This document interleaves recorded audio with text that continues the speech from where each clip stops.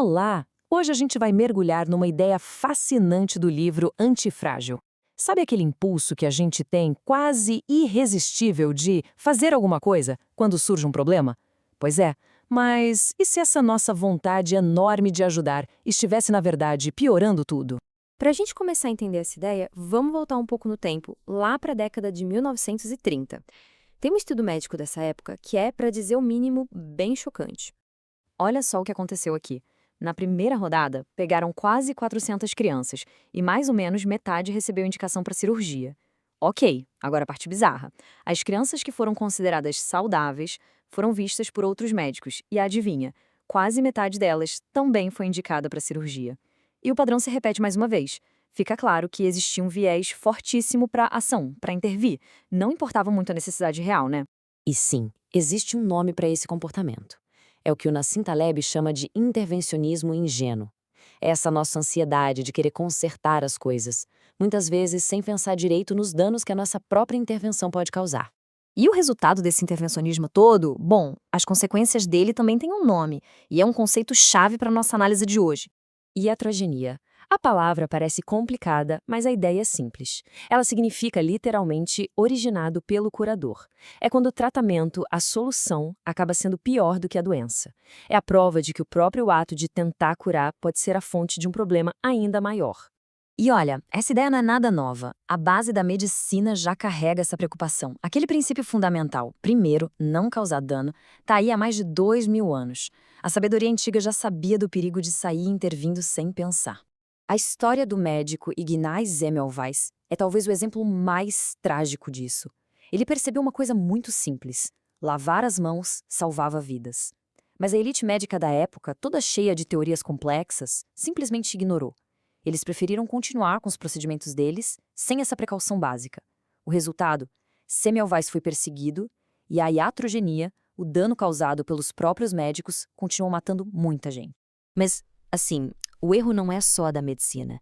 Essa armadilha da intervenção, a iatrogenia, é um padrão que aparece em praticamente todas as áreas da nossa vida. Então, o ponto principal aqui é que esse problema está em todo lugar.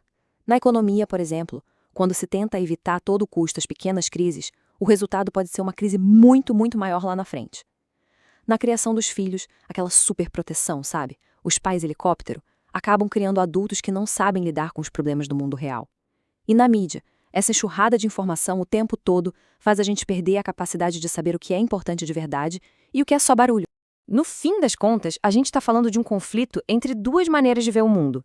De um lado, tem um intervencionismo ingênuo que olha para sistemas complexos, tipo o nosso corpo, a economia, e acha que são coisas frágeis que precisam ser consertadas o tempo todo. Do outro, tem uma visão que respeita a capacidade que esses sistemas têm de se curar sozinhos. Essa é a base da antifragilidade. A ideia de que alguns sistemas não só aguentam o caos, mas ficam mais fortes por causa dele. Tá, mas se intervir é tão perigoso, o que a gente faz? A resposta pode parecer estranha no começo. Vamos explorar a ideia de não fazer nada, mas não por preguiça, e sim como uma estratégia muito inteligente. A sabedoria antiga de novo nos dá uma dica com esse provérbio romano: apressa-se devagar. É a ideia de agir com calma, com paciência, de forma deliberada. E o grande herói dessa filosofia foi um general romano, Fábio Máximo. O apelido dele era Conquitator, que quer dizer basicamente o procrastinador, o adiador. E ele ganhou esse apelido por causa de uma tática de guerra simplesmente genial. Eles estavam enfrentando o Aníbal, um general lendário muito superior a ele. E o que o Fábio fez? Algo radical. Ele se recusou a lutar. Simplesmente evitou o combate direto. Ele usou o tempo, o cansaço do inimigo, a paciência. Ele entendeu que às vezes a jogada mais poderosa é justamente não fazer jogada nenhuma. Ele deixou a antifragilidade do próprio exército, ou seja, sua capacidade de se recuperar, trabalhar a seu favor. E essa estratégia antiga nunca foi tão importante quanto hoje. Sabe por quê? Por causa da informação.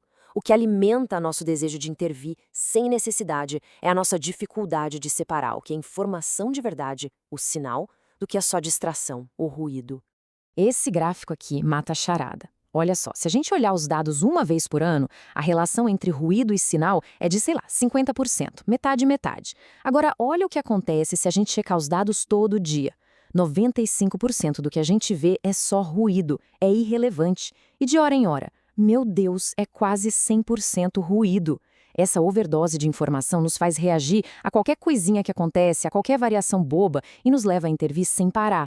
E essa é a grande armadilha do nosso tempo. O excesso de informação, o noticiário 24 horas, os feeds infinitos nas redes sociais, tudo isso nos transforma em gente que reage a barulho, não a sinal.